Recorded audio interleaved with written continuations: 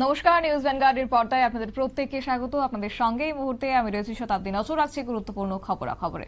কথাই নয়, এবার কাজে বিশ্বাসী এবং সেই কাজকে এবার বাস্তবায়িত তারা করছেন এবং সেই জায়গা থেকে মোহনপুর বিধানসভার 1 নম্বর ওয়ার্ডের যে স্থান নিয়েছে বা যে লক্ষ্য নিয়েছে, সেই লক্ষ্যকে সামনে রেখে আজ দেখা গেছে এলাকার মন্ত্রী রতনলাল নাথ ঠিক তেমনই মোহনপুর পুর পরিষদকে রাজ্যের মধ্যে 1 নম্বর করে তোলার জন্য বিধান নিয়েছে এবং সেই সঙ্গে মোহনপুর পুর পরিষদকে রাজ্যের মধ্যে 1 নম্বর স্বচ্ছ পুর পরিষদ গড়ে তোলার সংকল্প করে নিয়েছেন পুর পরিষদের সাফাই কর্মীরা এবং দিদিরা।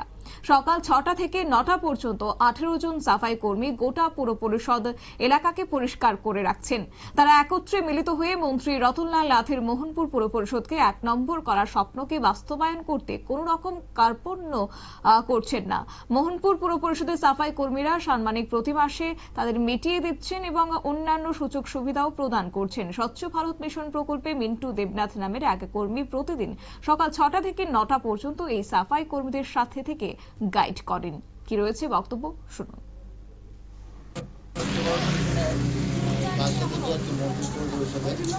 তো প্রত্যেকদিন সকাল 6টা থেকে 9টা অবধি আমাদের যে নতুন অ্যাকাউন্টেন্ট দিদিরা আছে তারা মোহনপুর এলাকায় পরিষ্কার পরিচ্ছন্ন রাখার জন্য কাজ করে। তো প্রত্যেকদিন সকালে এসে তাদেরকে গাইড করতে হয় কোন কোন জায়গাগুলি বেশি পরিষ্কার পাবলিকের কমপ্লেন্স থাকে যে আমাদের এই এলাকাটা, ওই রাস্তার ওই মুখটা, ওই ড্রেনের ওইগুলি জায়গাগুলি নোংরা হয়ে আছে, তখন আমরা ওইগুলিকে স্পেশাল র্যাপ দিয়ে পরিষ্কার করাই।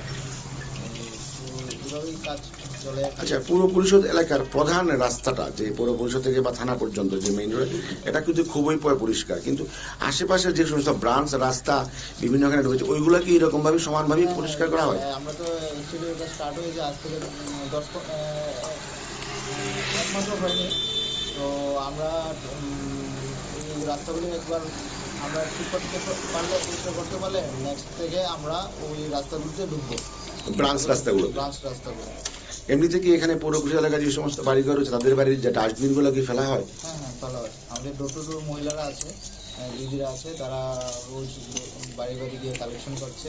তাছাড়া আমাদের আরেকটা পুলিশের সবাই টিম আছে, তারাও বড় বড় ডাস্টবিনগুলি বাজার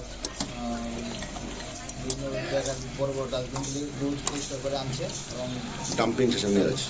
আপনার নাম?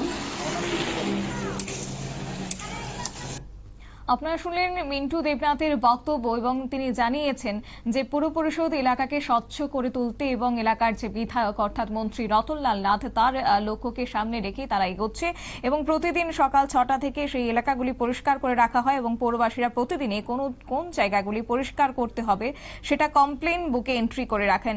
তিনি সেই রেজিস্টার দেখে অগ্রাধিকারের ভিত্তিতে সেই স্থানগুলির আবর্জনা পরিষ্কার করে পৌরসভার গাড়ির সহযোগে ডাম্পিং স্টেশনে পাঠানো হয় এবং মন্ত্রী রতনলাল নাথের সেই লক্ষ্যকে বাস্তবায়িত করতেই উদ্যোগ নিয়েছে পুর পরিষদের সেই মহিলা সাফাই কর্মীরাও। নিয়ে নিচ্ছি ছোট্ট একটি বিজ্ঞাপন বিরতির সঙ্গে থাকুন।